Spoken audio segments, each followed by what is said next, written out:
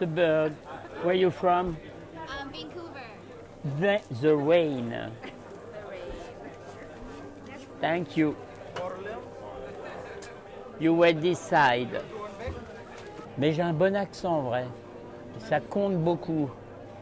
Hi. Bonjour. Ça va? C'est dans le plus vieux marché parisien qu'Alain Miam Miam est incontestablement reconnu comme une institution.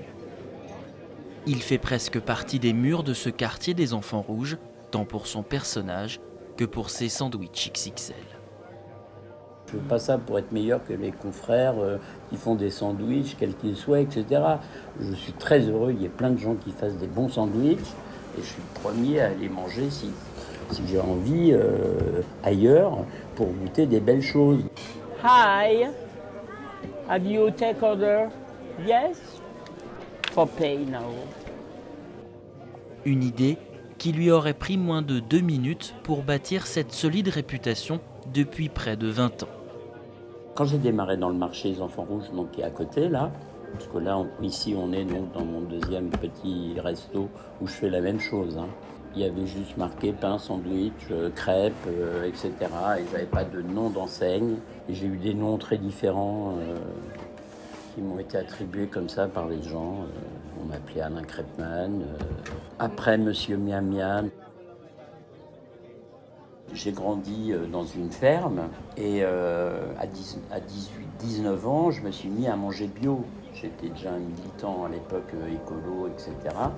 Et j'avais du souci à manger sainement. Et donc j'ai continué cette idée. J'ai eu envie de faire ça de la même manière. D'abord psychothérapeute, Alain Roussel a laissé tomber l'art de la thérapie pour se diriger vers celui de la table. Un profond altruiste, passionné de générosité et d'amour de l'humain, faisant de lui un chef d'entreprise si particulier. J'ai 99,9% de ma clientèle qui est sympa.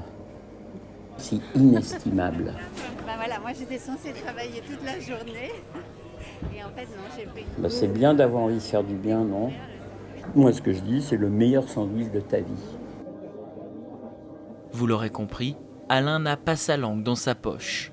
Mais ce caractère bien trempé fait souvent très vite revenir ses plus grands fans pour goûter à ce qui ressemblerait au bonheur.